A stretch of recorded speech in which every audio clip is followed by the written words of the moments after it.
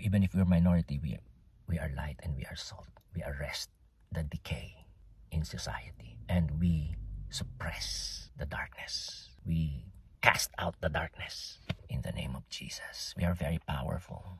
Yeah. Christians are very powerful. You are a temple of the Holy Spirit. Can you imagine that?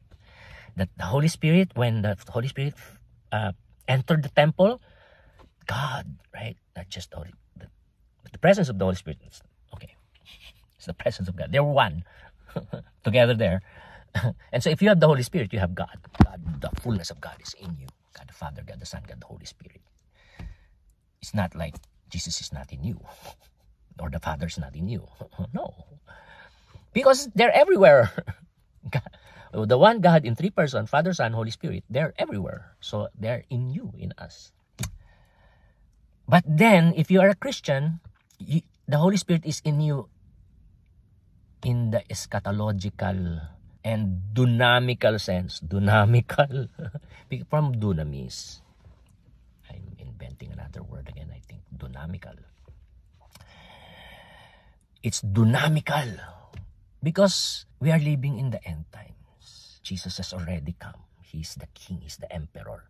He was filled with the Holy Spirit. He cast out demons. He healed the sick. He raised the dead. He just did miracle upon miracle. And the wisdom that came out of his mouth, his teachings, his gospel, his ministry, his touch, dynamical, powerful, eschatological, dynamical.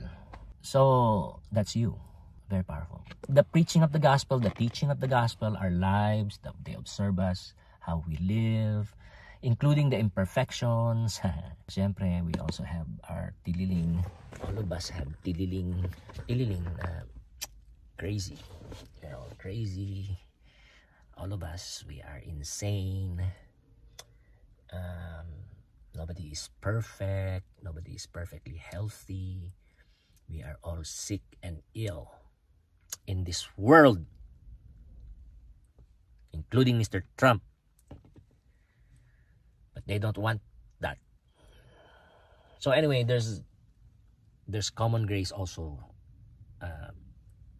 that God just gives them through, but it's us and through the proclamation of the gospel and the teaching of the Bible. So the proclamation of the gospel and the teaching of the Bible must never stop.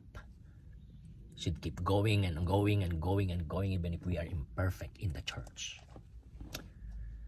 The worship of God should also continue forever and ever and ever and ever and ever.